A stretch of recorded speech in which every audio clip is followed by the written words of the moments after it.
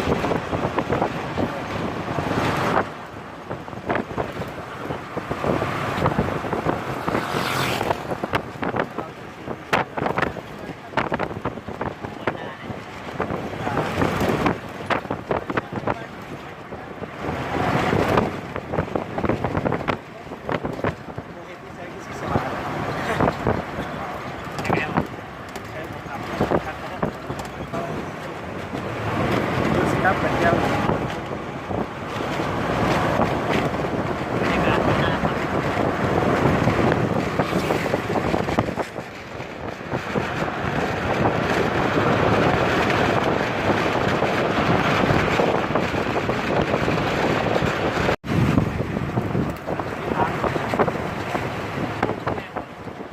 มาตัด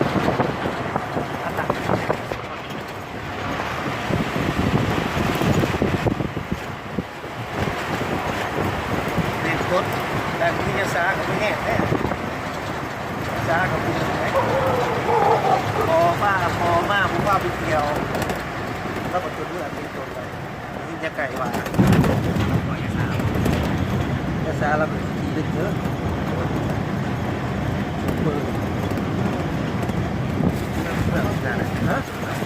เมื่อเพื่อต้องขี่ไปอีกต้องสั่งของลั่น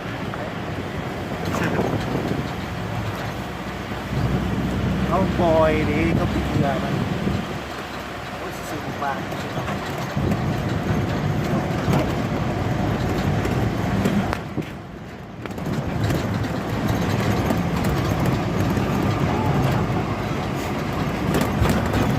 โอ้เป็นเพื่อสื่อประกาศเพื่อผมจะเรียนลายคือ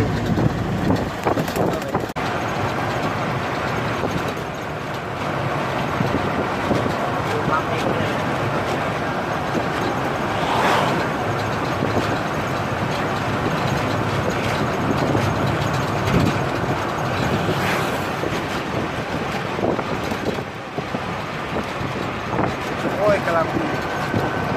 รับสู้มันสิเองเศรษฐกิจนี้เลย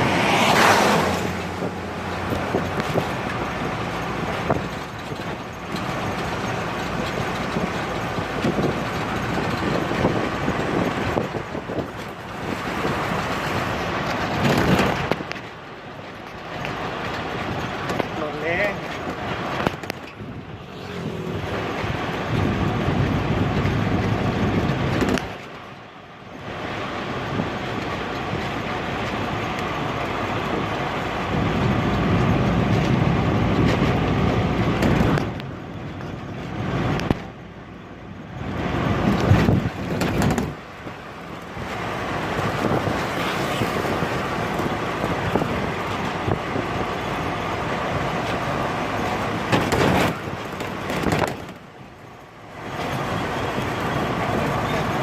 อยู่ตีนผู้อีกบรรยากาศดีขนาดปลูกผักปลูกหญ้า